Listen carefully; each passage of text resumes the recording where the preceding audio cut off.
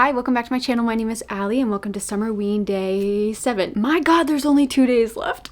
Today we're going to focus on having a regular, cozy, unstressful time. I am now just exporting day 6. I haven't even started uploading it. And it's already 2:17. Yesterday definitely didn't go as planned, but it did teach me to stop caring so much about the clock. Because the pages are going to get read, the video's going to go up, so like why stress out, you know? I have been thinking a lot about time though, like that's where my mind's been at. This whole past week, every time I look at the clock, like an hour has gone by. And so I have been a little bit obsessive about the time, and I would love any, this is like totally separate. Sorry, we're gonna get to the point in a second. If you have any recommendations for books that like the theme is time, not just time travel, but like time manipulation or alteration or like obsessing about time. It doesn't have to necessarily be like sci-fi or things like that. It could just be like a character obsessing about, I don't know. The concept of it has been worming its way in my head and I find it really fascinating. I might just reread this book.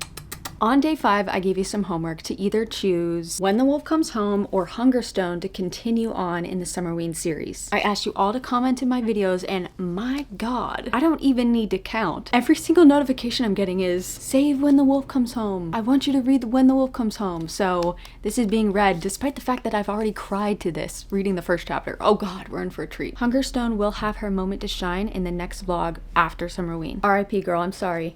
Did that remind you of that Toy Story meme? I don't want to play with you anymore. Ooh, that felt mean. I'm sorry. There's now 2 books left to read. Which one will be today? You already know because it's in the thumbnail. I'm very jealous. Let's find out. 5, 4, 3, 2, 1. This one.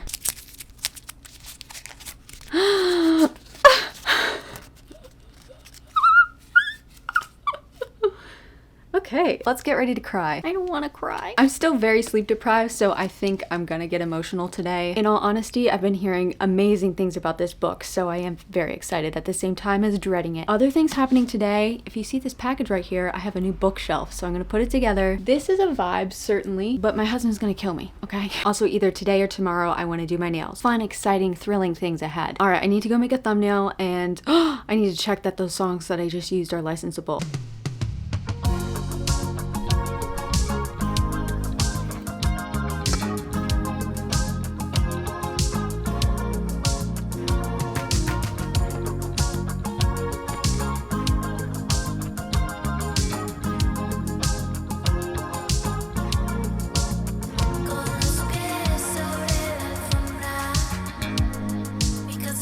This is not an official update. I'm gonna wait till the quarter mark, but I'm on page 20 and my god, the setup here. Our girlie has no phone, no computer, and she's just been impaled by a used needle. We're in for a ride. I'll probably mention this in my update, but the energy, wow. I don't say this lightly, but it's electric.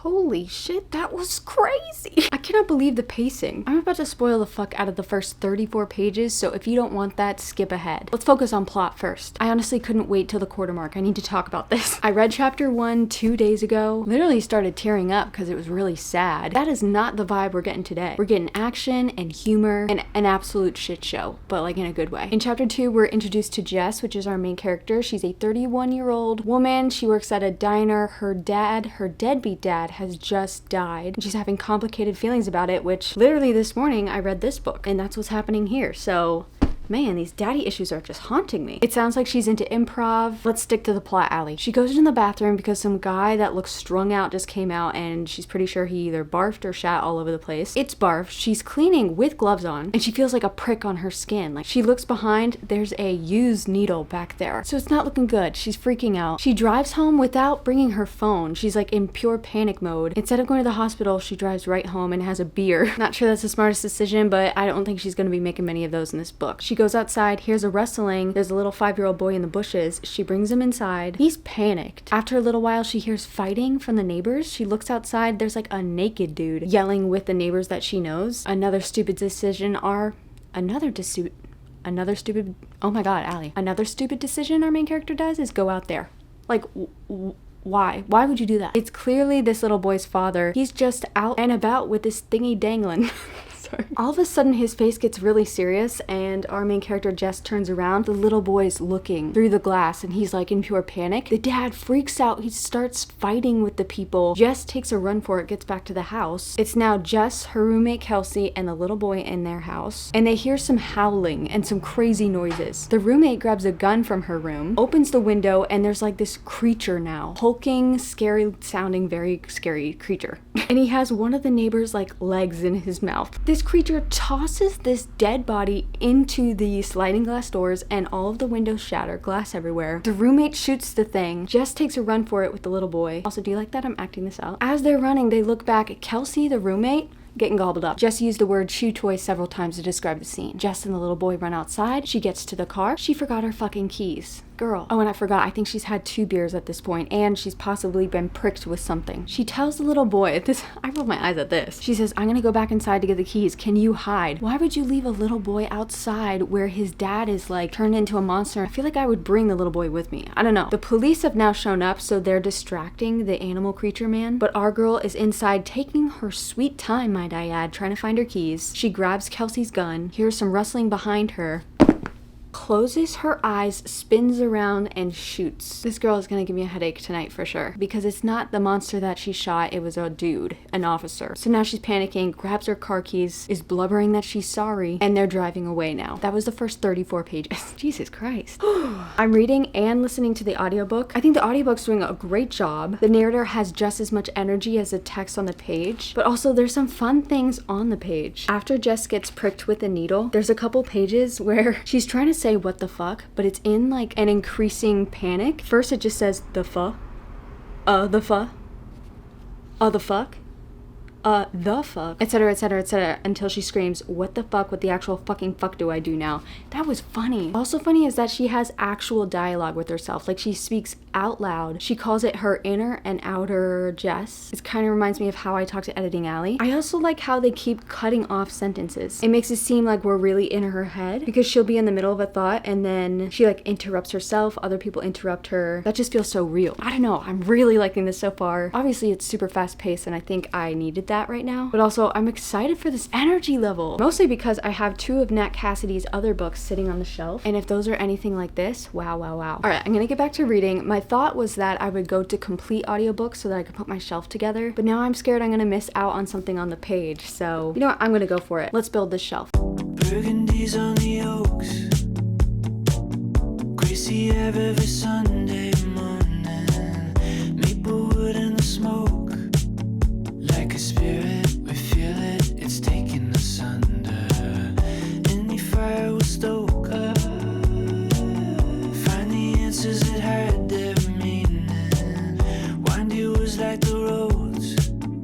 If we dream it, believe it, we'll fall into wonder. Walk with me, talk with me for a little bit. Let's get into it. Walk with me, high times, low key, a minute down. Lay back, afternoon chills. Eastside dads getting lost in stories. Sunbathe watches and stills. It's for freedom, a kingdom so weightless and tandem. Chasing it at our own pace. Cast the cat, it will be okay. Give and take, never hesitate. One by one, we keep on coming. Walk with me. Wait. For a little bit, let's get into it. Walk with me, high times, low key, a minute down. I genuinely cannot believe what I just read. Oh my god. Like this is an automatic 4-star just at this point. That just blew my mind. God, I want to talk to you about this. I feel like the rest of the book I can't say a goddamn word. I just don't know how I haven't been spoiled for this. If you haven't read this book, read it right now immediately so no one spoils you. And I can't say a thing.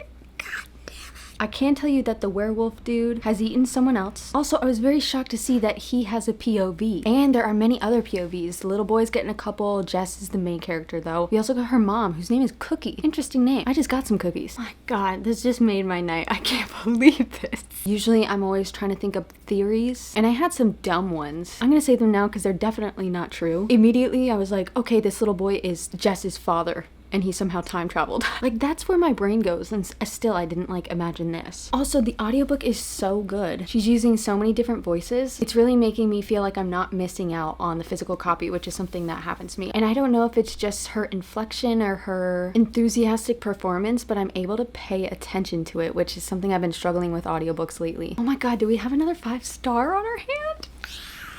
Okay, Allie, why did you say that? What else can I tell you? What's on this flap? Oh my god. This is why the flap doesn't say anything. Oh my gosh. Okay, I need to keep reading. Sorry. Alright, I've gotten to part 3, Wolf at the Door. Oh god. I'm getting used to things. I just can't get over how much I was not expecting that. I'm so glad I got that on camera. I just can't get over that. Also, yes, I did my nails. I did a little gunmetal chrome, but don't look too close because I need to clean the edges up. This makes me feel like a baddie though, I'm not gonna lie. Anyway, can't tell you a fucking thing that's happening. There has been a new character in the fold. I can say that, right? Something maybe sad just happened, but for some reason I'm so sure that Nat Cassidy— why am I holding the book like this? I'm so sure that Nat Cassidy is a softie, and this is gonna be a happily ever after.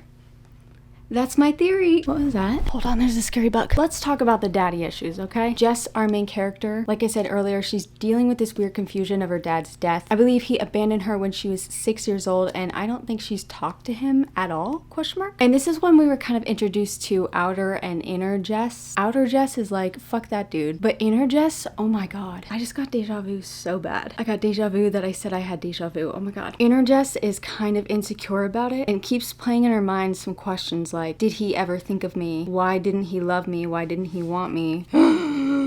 I don't want to overshare too much because I feel like we got a lot of new people for Summerween here, but I wasn't expecting to relate to this because I thought I was kind of, you know, completely over being abandoned by both of my parents. And I'm not even kidding. But the darkly funny thing about that, and I've just decided to go for the oversharing. Fast forward if this is cringe. Sorry, editing Allie, you can't fast forward this part. My parents left separately, not together. That'd be kind of a cute little love story. Abandon your children and go live the lives of your dreams. They were teenagers though, so like I really don't blame them that much. I do, however, blame them for leaving us where they left us because that situation was 100 times worse than I think anything that could have happened. And so it was like one trauma really overshadowed the other. And by the time I was in middle school, like I didn't give two shits that my parents left me. I really was just dealing with a lot more. And so outer Allie, oh god, we're in therapy now. I'm sorry, fast forward.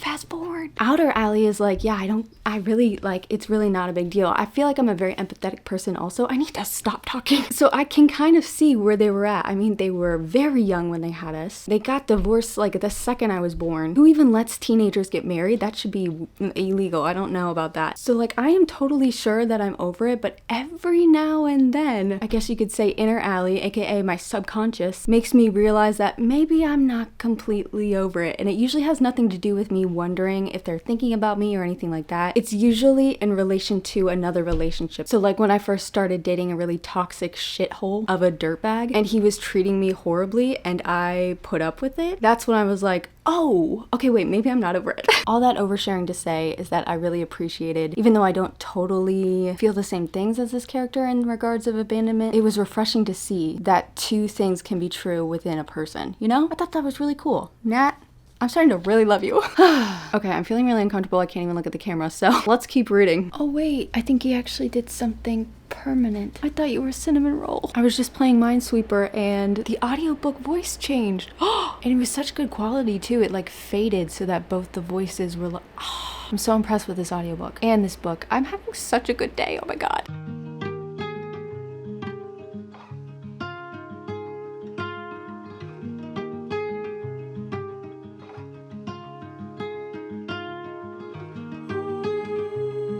I want to show you what these words on the page look like, but I don't want to show you the words. But there's like actual fading on the text. It's not like just one letter's missing, it's like actual I just love detail like that. I'm sorry, listen to this sentence. Nobody had warned them Jurassic Park would be so goddamn scary. That's something else I learned this week, and everything is tying together this week. My God. I'm sorry, at this point, I'm just gonna gossip with you whenever I read something weird. There's an image on page 253 of this text. It's chapter 51. There is something. I cannot picture it, and I would really like a visual. That's my comment. Such insight I have.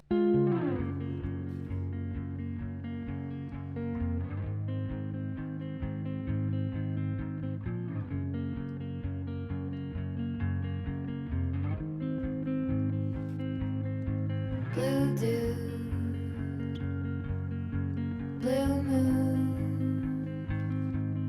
kinda mysterious, shaded with someone I'm not really into. Do you need to fix it? Talking bullshit. I'm not doing well. Nice to see you when your eyes look dull. Who's gonna save you? I didn't read the last sentence on this page. That made me feel a tiny bit better. Not blue.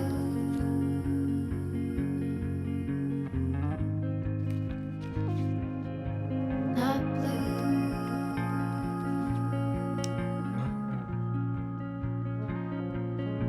Blue too. My God, what a roller coaster. Also, that afterword was amazing. My friend Kristen warned me, and he mentioned it in here that in Mary and Nestlings, he goes on and he gets really personal in these afterwards. And I was thinking, hey, maybe I'm not so embarrassed to have overshared. And then right at the end, he said, I'm asking you, please tell your stories, share your transformations. Dang, I'm giving this 5 stars. This is so unlike what I thought it was going to be in so many ways. First of all, it was so fast paced at the beginning. There was a huge shift. It got weirdly cozy in like a found family road trip kind of way. And I thought then it was just going to be this happy tale. And then I lost it. I can't. Wow, this tapped into so many emotions. The biggest theme in here I'd say is fear and bravery. And I feel like I'm really not just going to be thinking about this story, which I will be, but I think I'll be thinking about my fears. Because sometimes fear doesn't show up. I feel like when you say, oh, I'm scared of something, it feels very obvious, but there's probably so much shit that we fear that doesn't feel like a legitimate fear. It's just a tiny little seed in your head. Okay, I'm getting philosophical. I need to go to bed. But goddamn, this was amazing. I loved it. I don't know what else to say. Also, I'm so glad you all voted for this one and you were all vehement. Is that how you say that word? And now I know why. My God. Oh, okay. Wow, what a great day. Give me some thoughts on here. If you want to share spoilers, which I encourage, just make sure you like put spoiler in caps and then press enter or like put a dash or something so that no one sees it and they have to click read more for it. But let me know some of your thoughts. Tomorrow is our last day. Oh no, and I already know what I'm reading, so I'm still gonna fish it out of the jar. But it's gonna be this book that I have zero expectations for because I've never seen a review, I've never read this author. It'll be an adventure. Hopefully it doesn't suck. But even then, oh, I can't get sappy now. See, this book put me in a little emotional mood, but like, I've been having so much fun and I love you guys. Okay, bye.